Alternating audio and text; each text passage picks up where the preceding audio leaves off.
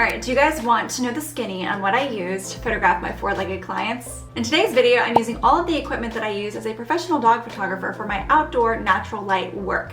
Now, if you want a video about all of the studio equipment I use separately, do let me know in the comments below. Hi guys, I'm Joanne. I'm a professional dog photographer based in Raleigh, North Carolina. Each video on my channel not only helps you grow a successful pet photography business, but also helps provide shelter and rescue dogs across North Carolina with much needed professional images to help them be seen and valued among the millions of animals available for adoption. So support our mission, like this video, comment, subscribe, and watch, all in support of our rescue photography. Alright, so the first thing that I use as an outdoor natural light pet photographer, primarily, is my Expo Disc. So this Expo Disc is a very inexpensive tool to have on hand to ensure that the white balances of your images is always accurate. Now, white balance, if you're not familiar, is really the color temperature of your images, either how cool or how warm your images are.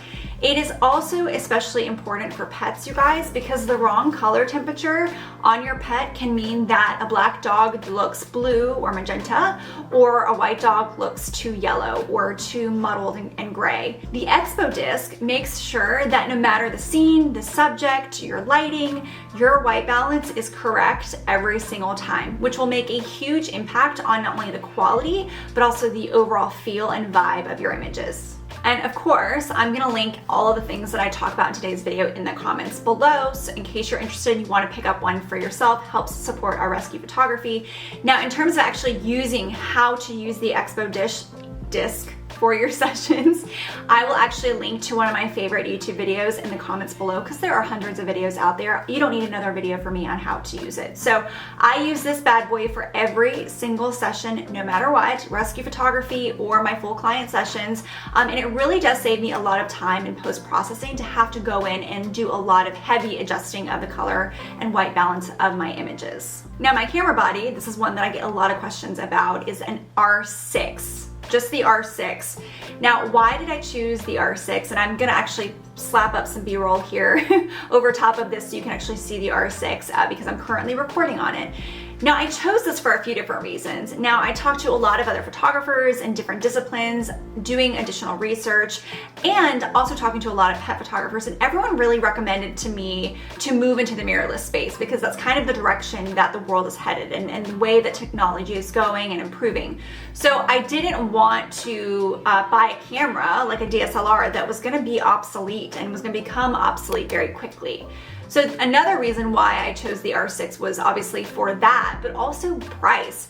The DSLR with similar features for wildlife and animal photography was double the price of the comparable new mirrorless option. So that certainly played a factor in weighing into my decision. Another thing was the animal eye detection is essential when moving and working with fast moving subjects like pets and animals. I love the fact that the R6 has up to 20 frames per second, and given the fact that I do a lot of motion and action photography with my pets, I wanted to make sure that I could get that burst of action, ensure a high hit rate, and have some really great action images that I can offer to my clients. Now, the R6 is also full frame, which is important as an artwork-based pet photographer, because I design custom artwork for my clients, so I needed better detail, more light, and for my camera to be able to work well in super low light situations, and that has been instrumental for my business as a pet photographer. I also enjoy, obviously, the 20 megapixel sensor that the R6 has, because again, it means more detail to work with in my images, and the option to where I can print my images very, very large for wall art collections, large format prints, and ensure that, you know, the quality is there and they look their absolute best, especially since, you know, I am a slightly premium price point. Now, the Canon R6 has been discontinued, but you can still get the Canon R6 Mark II, which has a 24.2 megapixel sensor, 40 frames per second, up to 40 frames per second, and animal eye detection for about 2K. But Canon just released the brand new Canon R6 Mark III, which has a 32.5 megapixel sensor, up to 40 frames per second, and that beautiful animal eye detection that we love, for a cool $2,700 if you've got the budget and can afford to add that extra $700 there. No matter where you are in your photography journey and in your pet photography journey, highly recommend that, you know, the Mark II is gonna be more than sufficient, unless you really want those that extra megapixels for the quality of your images and also for the quality of the artwork that you produce for your clients. Okay, now we've talked about our Expo and of course the Canon R6. Let's get into my favorite part, which are lenses. Okay, so my favorite lens of all time, and it has been for a long time now, is the Canon EF, because I had to use an adapter, is the Canon EF 35mm 1.8. It has gorgeous color, it has low light capability, it's a slightly wide angle lens. I can shoot all the way down to 1.8 when I absolutely need to. I love, love, love this lens. Another reason why I love this lens so much is because it allows me to work really closely with my four-legged subjects for peanut butter lick shots, treat catching shots, or really just sweet moments, right? Kind of being a voyeur and close up in their view of the world, and then being able to reward them with treats and cookies at the exact same time. I use this lens a lot when it comes to creating variety in my session, because it definitely gives me a slightly wider perspective to work with, allowing me to capture more of the environment and what's going on around my subjects, which is really, really fun. Now, one thing I will say about this lens, you guys, is that some dogs do not enjoy being worked with so up close. Like, they don't enjoy having this right in their face. They don't enjoy you photographing from right over top of them. So I do use this lens a tremendous amount, but just be mindful of that when you're using this lens with pets. They should be comfortable when you're photographing that closely to them. Now, I did mention a little bit ago that I love photographing action. Dogs running, splashing, leaping, playing, all the things. The best lens that I have found for this, and is wicked fast in terms of focus comparatively to the 35mm. It is much, much faster than that, is the 70-200 f2.8.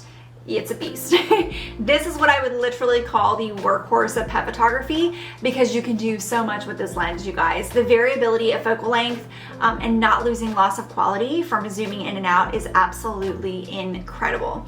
This lens is my preferred action lens, but it is also my favorite lens for working with shy, anxious, or reactive dogs that need space, because I can keep my distance and I can still get some really great shots of them without sort of crowding them and giving them more time to open up to me. Now, the 70mm end is beautiful for just like your standard portraits, right? Very close to what the human eye sees. But I also love the 200mm focal length, where I can hone in on the action, blur everything out around my subject, and really allow the dog and the focus of the action to shine. Now, this is a much heftier price point than the 35mm, but you will use this lens for every single session, every single client that you photograph. So I highly, highly recommend that you save up for this, add this to your arsenal. This is, like I said, the workhorse of pet photography that you absolutely are gonna need. Now, you guys, the last lens that I use is the 24 Canon RF 24-70 f2.8, and I'm gonna show you some B-roll of that because I'm actually recording on it right now.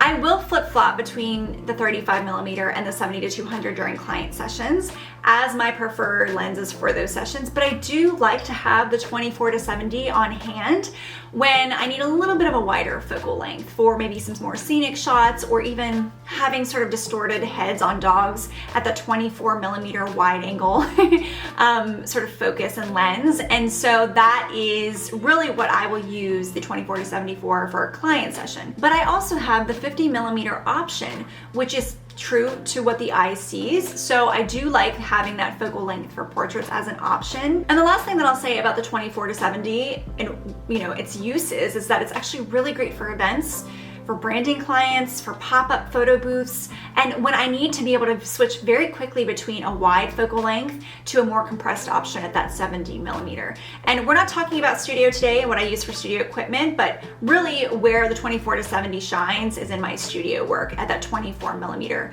focal length. So these are the lenses, guys, that I use in my outdoor pet photography work and for studio. But I have one more thing that I want to share that I use for my equipment that might be useful to you before we round out this video. Now, if you work in a lot of low light situations like I do in North Carolina, we have a lot of trees, a lot of foliage here, and you can't quite afford a speed light or a strobe, so on-camera flash, off-camera flash just yet, but you need a little bit of light to help you out. I highly, highly recommend getting yourself an ice light or a tube light. Now, this one I have from Godox, this is their tube light, is really great to illuminate a scene when I just need a pop of light, when I just need to maintain the color or detail in the background of a subject, or just get a little bit more light on their eyes or their face. So this is something, I don't use it all the time, but I do occasionally use it. Highly recommend having it in your arsenal. Even if you, again, maybe never use it, it's still something really good to have in case you absolutely need it. And there have been a few times where I've had to whip this bad boy out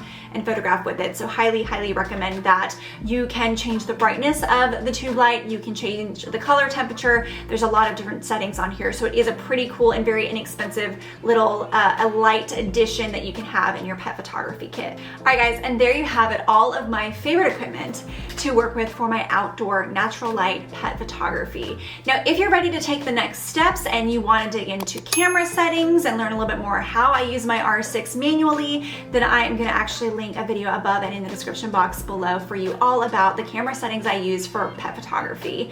Now, every link, everything I talked about today is also going to be linked in the description box below. Every affiliate product you purchase on our channel supports our rescue photography and allows us to be able to provide complimentary photo shoots to shelter dogs in need across North Carolina. Thank you so much for your support with that. And if there's more that you want to see on this channel, do let me know in the comments below. I always want to curate the content that I create here just for you guys to help you in your pet photography business. But until then, be kind and rescue dogs. Thanks for watching.